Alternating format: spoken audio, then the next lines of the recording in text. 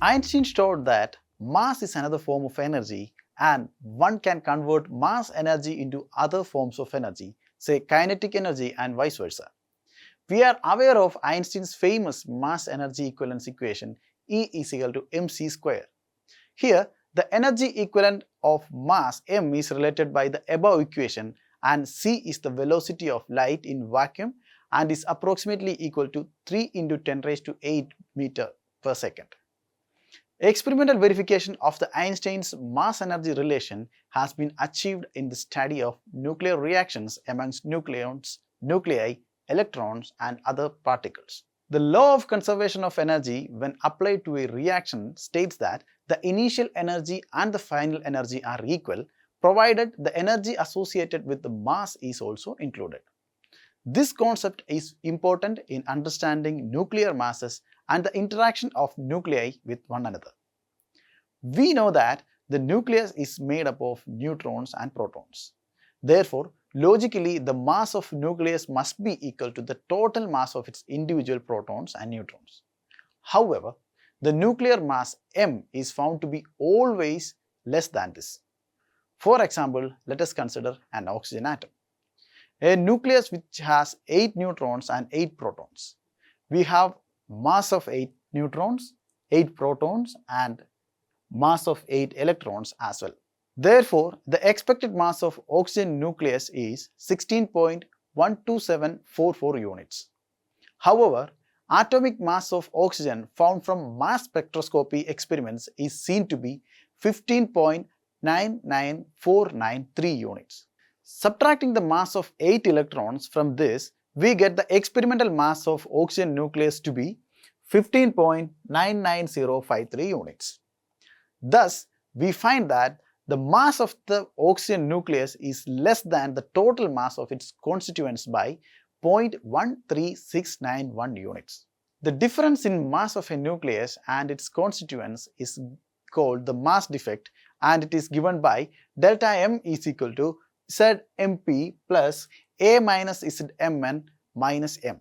We have seen that the mass of the oxygen nucleus is less than the sum of mass of its protons and neutrons in unbounded state. From the Einstein's mass energy equivalence concept, this would mean that the equivalent energy of oxygen nucleus is less than the sum of equivalent energies of its constituents.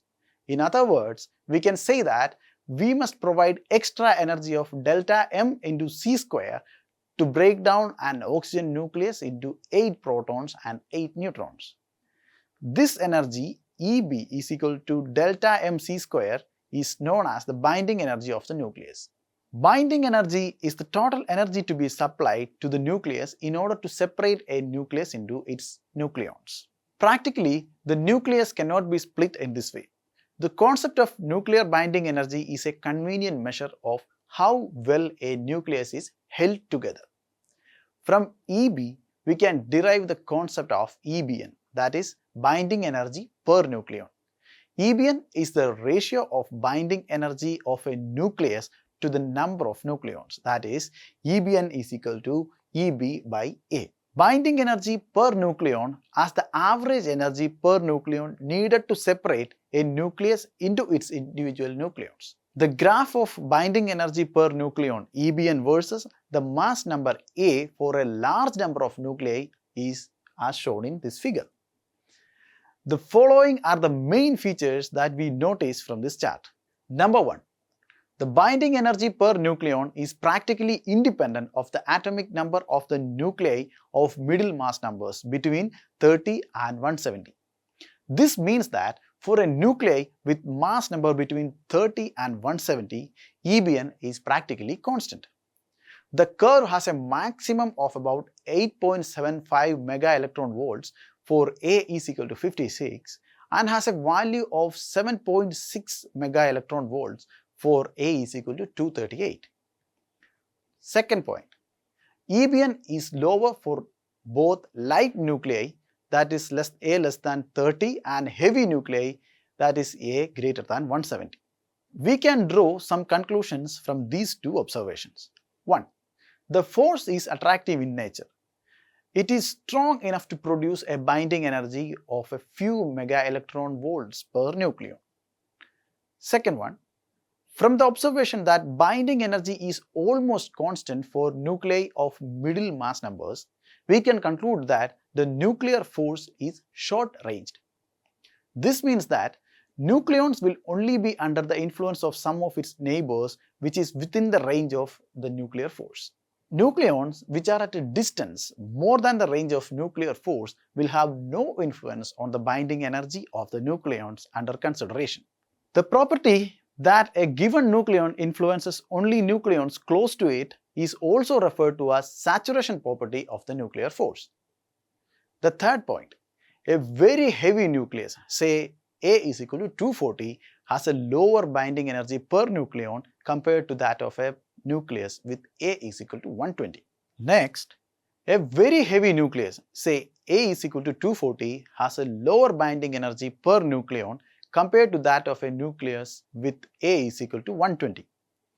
Thus, if a nucleus A is equal to 240 breaks into two A is equal to 120 nuclei, the nucleons get more tightly bound and energy would be released in the process.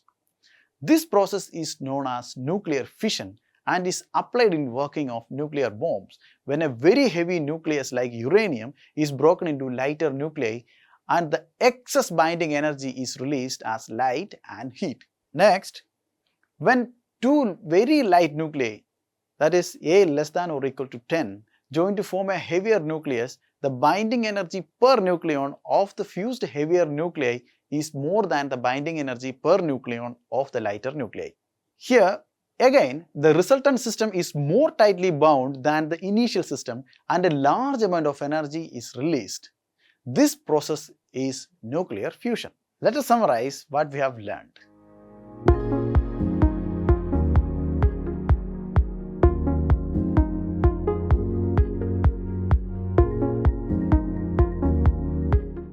Manorama Horizon. Learning made simple.